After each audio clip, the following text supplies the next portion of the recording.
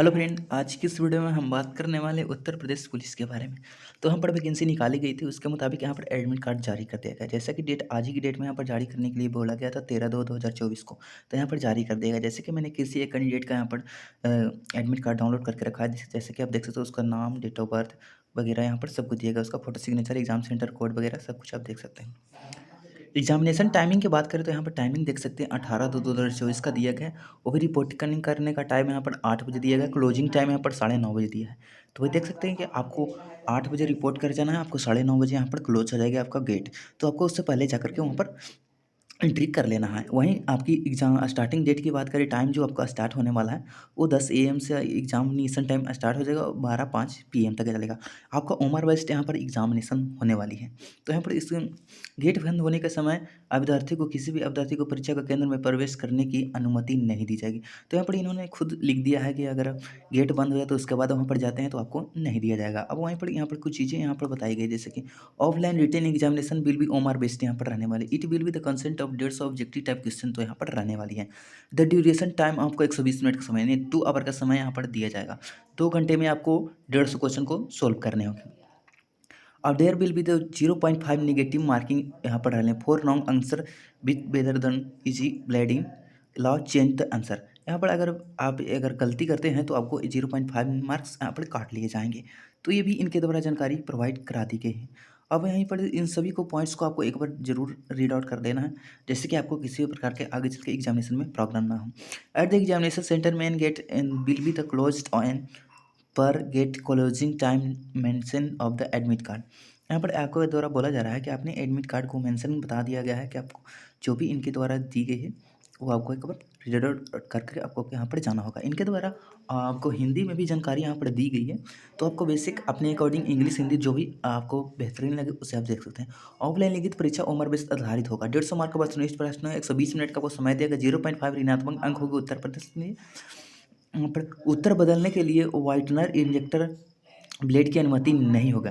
तो ऑफलाइन चीज़ें में आप लोग वाइटनर का यूज कर सकते हैं, लेकिन अब इसे यहाँ नहीं बोला गया है कि इसका पर यूज नहीं करना। प्रश्न पत्र में किसी प्रश्न हिंदी भाषा या किसी विवाद के कारण प्रश्न में शंकाओं में अंग्रेजी संस्करण मान्य होगा।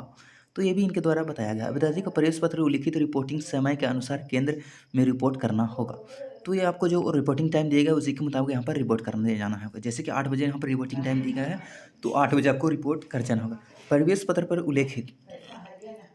उल्लेखित गेट बंद होने के समय के अनुसार परीक्षा का केंद्र के मुख्य द्वार पर बंद कर दिए जाएंगे।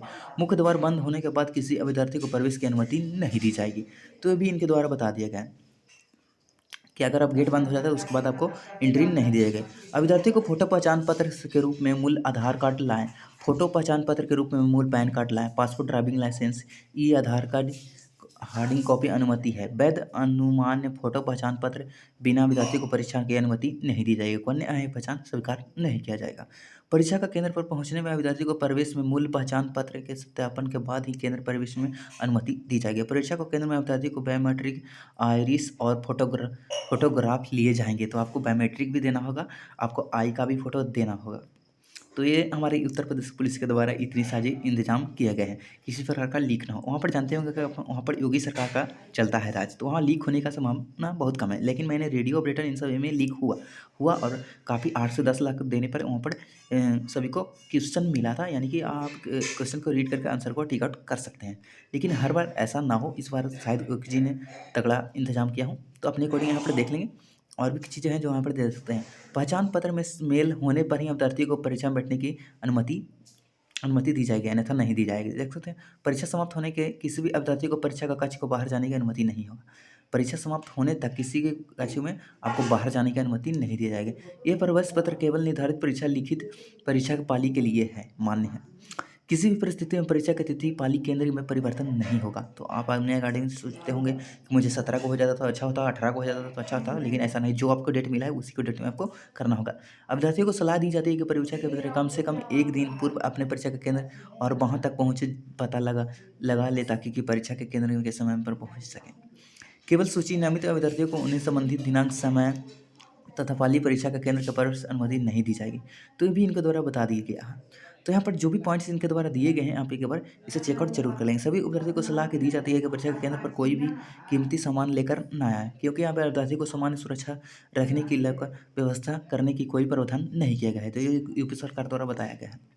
अभ्यर्थियों को निम्नलिखित वस्तुओं को परीक्षा को कक्ष के अंदर ले जाने की अनुमति नहीं दी जाएगा। पाठ्यक्रम की सामग्री है जैसे कि कागज की टुकड़ी, ज्यामिति, पेंसिल, ये सब चीज़ें आपको नहीं ले जाना है। तो इनके द्वारा जो भी गाइडलाइन दी गई है एक बार रीड कर लेंगे। विद्यार्थी को उपस्थिति को पत्र में संबंधित विवरण को भरते हुए रजिस्टर को कॉलम हस्ताक्षर करना अनिवार्य होगा। तो अपन अकाउंटिंग देख लेंगे। और हमारे यहाँ पर बेस्ट आपका एग्जाम होने वाली नेगेटिव मार्किंग यहाँ पर 0.5 की रहने वाली है। तो ये भी आपने देख लिया 150 मार्क्स का एग्जामिनेशन होने वाला है। और यहाँ पर इनके द्वारा एक सलाह और दी गई है कि जैसा कि आपको देख सकते हैं, दलालों और नौकरी रैकेट चलनों वाला सावधान रहें, केवल योग्यता ही आपको उत्तर प्रदेश पुलिस की नौकरी दिला सकती है। तो ये यहाँ पर इनके द्वारा जो भी गाइडलाइन जारी की गई है उसे आप देख सकते हैं। दलालों और नौकरी रैक्टर को चलाने वाले से सावधान रहने के लिए बोला है। तो कोई भी दलाल ऐसा बोलता है कि 8 लाख मुझे दे दो, मैं 8 लाख में आपको क्वेश्चन रीड करा दूंगा, जहाँ से आपको एग्जाम दे करके आप बेसिकली आप यहाँ से अच्छे खासे स्कोर कर सकते हैं और यहाँ पर कर सकते हो। लेकिन वही बात करें हम इसे कैसे डाउनलोड कर सकते हैं, उसकी जानकारी हम आपको प्रोवाइड करा देते हैं। तो इसी बेसिकली कुछ जानकारी जो आपको एक बार जानना और समझना बहुत ज़रूरी थी। तो हम यहाँ से अपने रोल नंबर को देख लेते हैं, उसके बाद ही यहाँ पर करते हैं। तो चलिए मैं आपको बैक यहाँ पर जाता हूँ, बैक जा करके आपको सारी जानकारी देता हूँ। तो जैसे इसका ऑफिशियल वेबसाइट का लिंक आपको डिस्क्रिप्शन बॉक्स में मिल जाएगा, जहाँ से इसका आना है। इसके आने के बाद यहाँ पर रजिस्ट्रेशन नंबर को डाल देना, डेट ऑफ बर्थ को डाल देना और एसएससी रोल नंबर आप डालने चाहें ना भी डालें तो भी, और यहाँ पर कैप्चा को डाल करके लॉगिन कर लेना है। लॉगिन जैसे ही करिएगा यहाँ पर खुल जाएगा। तो चलिए मैं करके आपको दिखलाता हूँ किस तरह से करना है। देख सकते हैं मैंने यहाँ पर अपना रोल नंबर और डेट ऑफ बर्थ को डाल दिया है, यहाँ पर कैप्चा को डाल दिया है। रोल नंबर आप एसएससी के मुताबिक डालना चाहें डाल सकते हैं, नहीं डालना चाहें नहीं डालेंगे। वहाँ पर लॉगिन वाले बटन पर क्लिक कर देंगे। लॉगिन वाले बटन पर जैसे ही क्लिक करेंगे थोड़ा साइड से लो भी हो सकता है, उसके बाद यहाँ पर आपका आ जाएगा। तो चलिए जैसे ही आपका नेक्स्ट पेज खुलेगा, यहाँ पर देख सकते हैं नेक्स्ट पेज आ चुका है। आने के बाद यहाँ पर आपका नाम दिख जाएगा, नाम के साथ साथ आपका रोल नंबर दिख जाएगा और वहीं पर एडमिट कार्ड डाउनलोड करने का लिंक भी मिल जाएगा। यहाँ पर लॉगआउट करने का भी लिंक मिल जाएगा। तो एडमिट कार्ड वाले बटन पे आपको क्लिक करना है। तो यहाँ पर साइड कभी कभी एरर भी आ जाता है और कभी कभी हो भी जाता है। तो यहाँ पर लगातार आपको विजिट करते रहना होगा, आप जैसे ही हो जाएगा। जैसे ही आपने क्लिक किया तो यहाँ पर देख सकते हैं कि मेरा एडमिट कार्ड आ चुका है। इनके द्वारा जो भी गाइडलाइन दी गई है उसका पालन करना है। पालन करने के साथ साथ जो भी इनके द्वारा निर्देश जारी किए गए उसको भी आपको पालन करना होगा। यहाँ पर इनको दलालों से भी बच के आपको रहना होगा। सारी जानकारी मैंने प्रोवाइड करा दी है। अगर भी किसी प्रकार का क्वेश्चन रह जाता है तो कमेंट में आप जरूर पूछें। तो चलिए मिलते हैं नेक्स्ट वीडियो में नेक्स्ट टॉपिक के साथ। अभी तक हमारे इस यूट्यूब चैनल को सब्सक्राइब नहीं किए तो सब्सक्राइब करके रख सकते हैं आने वाली अपडेट को पाने के लिए। तो हमने बताया यहाँ पर बात की यूपी पुलिस का आप ओरिजिनल एडमिट कार्ड कैसे डाउनलोड कर सकते हैं। तो सारा जानकारी यहाँ पर मैंने प्रोवाइड करा दिया है। यहाँ पर आपका एग्ज़ाम सेंटर का नाम भी यहाँ पर दिया गया है, एड्रेस भी दे दिया गया है। तो ये सब चीज़ें जो हैं आपको एक बार नोट डाउन कर लेना है। आपको गूगल मैप का सहायता से लेकर के आपको एक दिन पहले ही यहाँ पर जांच कर लेना है और यहाँ पे एक दिन पहले ही आपको वहाँ पर चले जाना है।